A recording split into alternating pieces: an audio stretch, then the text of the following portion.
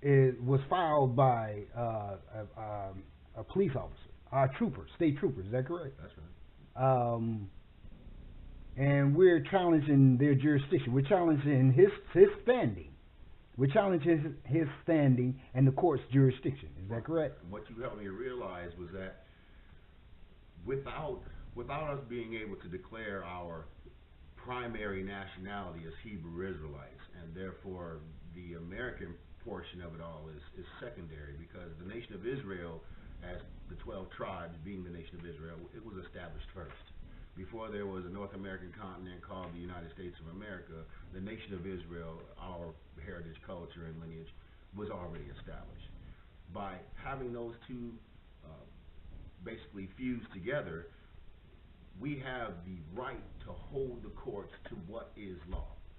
And what is law is that they need to have standing in order to bring these cases against us. Unless we give them consent to proceed without being held strictly to the law, they will proceed as they've done through our history without giving regard to what they're supposed to. And for example, when I was pulled over with the emergency lights behind me, being that the Most High has told us that as a nation we are going to be placed in a position to be oppressed and have oppressors, that we're supposed to live inside that society and basically follow the laws of our oppressor.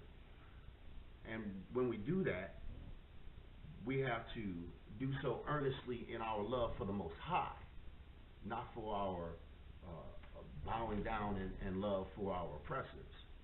So when he pulled me over with the emergency lights, I responded accordingly by pulling my vehicle over. But then once he approached my vehicle to identify me, and I handed him sovereign identification, lawful identification, he chose to override that. He chose to ignore it. He wanted to set that aside in order to process me under what I would consider to be my slave or government name. The problem with that is that when we take the sovereign IDs and declarations, we move into a new attitude and lifestyle of living, being dual nationalists to the Republic of the United States. That's the original 13 colonies when they were all broken up. That's the republic that was set up before the finances went wrong and bankruptcy happened and they restructured it into a business. We're honoring and asking them to honor the fact that we are Republic nationalists. Okay. So basically, as so-called African Americans, so-called black people, that's considered what, a fiction? Would you say that's a fiction in regards to us statutory? You said when you said that adhering to their law. I mean, there's two laws that they're dealing with. That's statutory law and that's common law. So can you tell the people, do you know the difference between statutory and common law in regards to the relationship of so-called black people, African Americans, and the Hebrew Israelites? Which one do they fall under? What category? Okay, so-called African Americans and blacks, they fall under statutory law. And why is that? Because they're bound by a birth certificate and the processes that surround that tie them into the financial system upon which they have to live inside this society. As Hebrew Israelites, we're not tied to that. I don't require the debt notes that they pass around in order to discharge their debts. As a sovereign and Hebrew Israelite, I'm not required to or don't have any necessity for buying into their business aspects or their business models. I don't have to have a membership with anybody's particular bank. I don't have to have membership with anybody's particular company. I can have the authority within my own self as a living person to revoke any contracts that I didn't know were in place, that I didn't agree to be entered into, or that they didn't give full disclosure in terms of the details inside that. Okay, there's a situation where a lot of our people,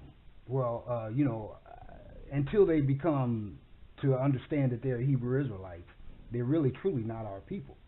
I'm talking about in regards to the so-called black people who consider are people who consider themselves to be black people. Right. It's a status thing. It is a status. It's like Mr. and Mrs. or Miss and Mrs. But what I'm getting at is that they've been murdered with impunity. That's right, because of the status that they continue to claim. Have you noticed that our oppressors they condone us being called so-called black and so-called African Americans? They condone it. They do. They're the ones that gave it to us. They gave it to us. So would it be fair to say that with us with them condoning it, anything that is for them, that means it's for their benefit.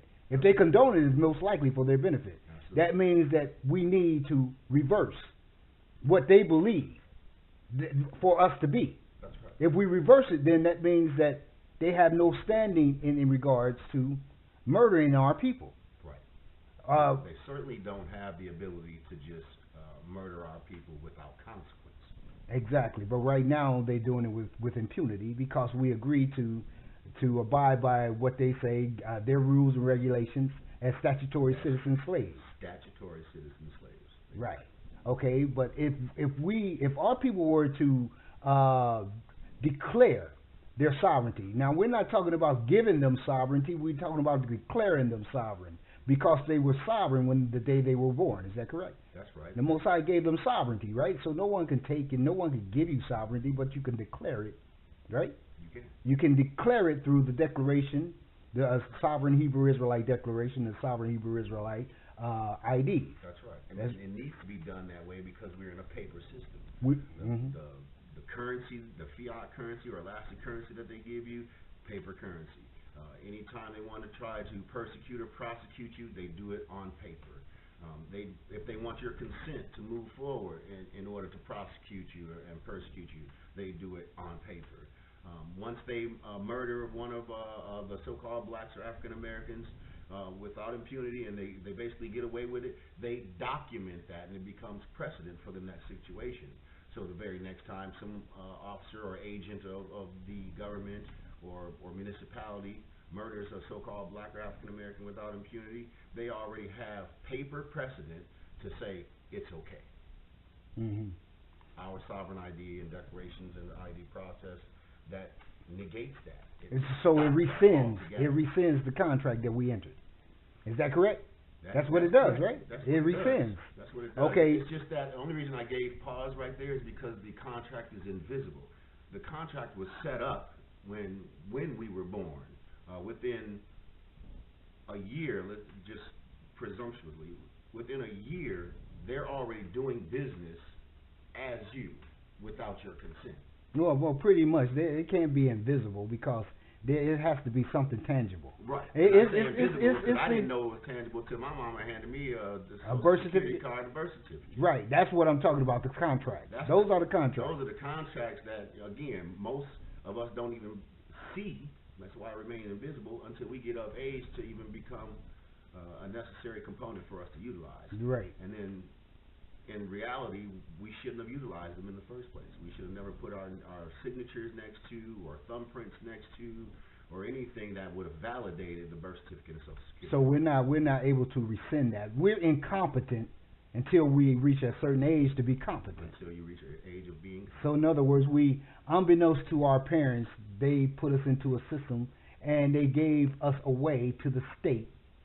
Right? Is that correct? And the state agency, if you find somebody in the state agency or municipality who's truthful in their mouth and in their living, they'll tell you that your sovereignty is held in trust by the state upon which you were born in. If you're born in Michigan, Michigan holds your sovereignty until you come of a certain age of competency.